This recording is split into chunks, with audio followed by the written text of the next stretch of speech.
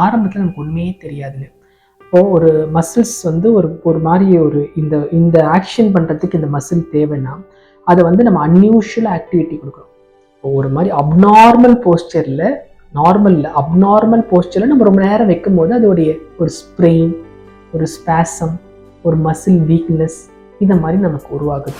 Phone and joint போக அந்த phone and ஜாயிண்ட்டுக்கு சப்போர்ட்டிவாக இருக்கக்கூடிய ஸ்ட்ரென்த்து கொடுக்கக்கூடிய, ஸ்டெபிலிட்டி கொடுக்கக்கூடிய மசில்ஸ், தசைகள் கூட இன்னைக்கு பாதிப்புக்குள்ளாகுது. ஸோ அதனால தான் எல்லாருக்குமே நாங்கள் சொல்ல வேண்டிய முக்கியமான விஷயம் என்னன்னு கேட்டிங்கன்னா, இது வந்து ஒரு அவேர்னஸ். உங்களுக்கிட்ட இருக்கக்கூடிய அந்த ஒரு ஸ்பைனை நீங்கள் எவ்வளோ பாதுகாக்கணுன்றதை இப்போ நீங்கள் புரிஞ்சிட்ருக்கீங்க. எதுவுமே நமக்கு ஒரு பிரச்சனை வர வரைக்கும் அதோடைய அருமை தெரியறதே கிடையாது.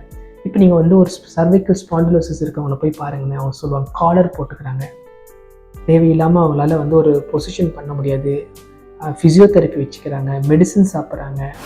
ஏன் நம்ம வந்து ஒரு ப்ராப்பராக ஒன்று சன்லைட் எக்ஸ்போஷர் இல்லைன்னா விட்டமின் டி, இந்த மாதிரி வந்து ஒரு நெக்கு, லோ பேக் பெயின், இந்த லோ பேக்கெல்லாம் வந்து ஒரு ஸ்ட்ரென்த்னிங் கொடுக்குற மாதிரி ஒரு ப்ராப்பர் போஸ்டர், ஒரு மினிமல் எக்ஸசைஸ் பண்ணால் அந்த மசில்ஸுக்கு உண்டான தேவையான ஸ்ட்ரென்த்து கிடைச்சா எப்படி இருக்கும், இதை நீங்கள் சிந்திச்சு பாருங்கள்.